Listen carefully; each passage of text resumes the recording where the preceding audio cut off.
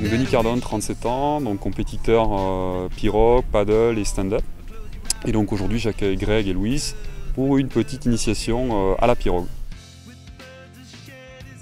J'ai toujours fait des sports un peu extrêmes, donc voilà, j'en ai fait au niveau pendant quelques années. Puis je me suis dit à un moment donné, comme j'étais plus trop dans la philosophie de la compétition, je voulais faire des défis qui ont un sens.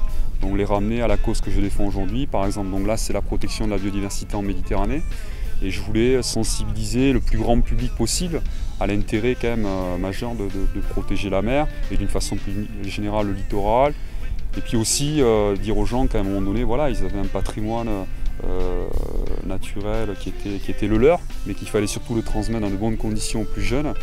Et que c'était aussi aux jeunes à prendre le relais là-dessus. J'essaie d'en faire profiter un maximum les gens parce que derrière tout ça, ces défis qu'on appelle records et tout ça, c'est pas tellement mon truc. Moi je préfère plutôt arriver à faire prendre conscience à tous les gens qui vivent dans le département que finalement on a une très très belle région, que de l'avoir de la mer c'est encore plus beau. Il m'en a parlé quand je l'ai eu au téléphone il y a 2-3 mois de ça, donc je lui ai dit que c'était un fou.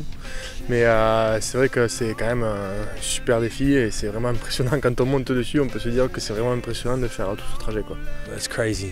It's crazy. Yeah, it's far out. I don't even know what to say. Like we went on it today and for him to go 8 days, you know, and man, that's massive. That's a massive challenge, and I'm looking forward to hearing how he goes and watching him. Yeah. Il faut un entraînement énorme. Le peu qu'on a fait nous dessus déjà, on s'aperçoit que c'est quand même physiquement très dur. Yeah, I was glad to come down. It's amazing what he's doing, and to be able to come down here and help him promote his challenge. I had fun going out on this paddle here, and it's hard, and I think the one he's doing is going to take 8 days, so it's good to be a part of his preparation.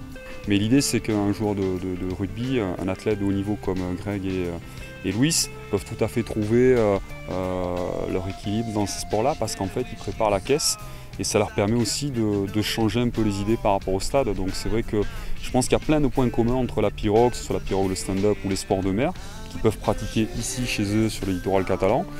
Et le rugby où ils ont une phase complémentaire où ils travaillent différemment. On n'a pas beaucoup de stabilité, mais au début je me suis pris un bon gadin, mais après c'est vrai que dès qu'on commence à bien gérer au niveau des pédales et de la rame, c'est vrai que c'est quand même impressionnant. I feel comfortable when I sit on it. It's, you know, people in New Zealand, it's very popular there, and also in Tonga where my grandparents are from, they still use a similar boat like this today for fishing, and it's their way of life. They use it every day for travelling and for fishing, and you know, when I sit on this one here, I feel pretty comfortable on it. And anything in the sea, like I think something special about the ocean, and you know, whether it be fishing or stand-up paddle or doing something like this, it's something I'll always enjoy. Je sais que Louis aussi pratique beaucoup ces sports-là. Pour Greg, c'était un petit peu la découverte, mais ça m'a fait super plaisir qu'ils viennent un petit peu voir ce que je faisais et ce que je préparais.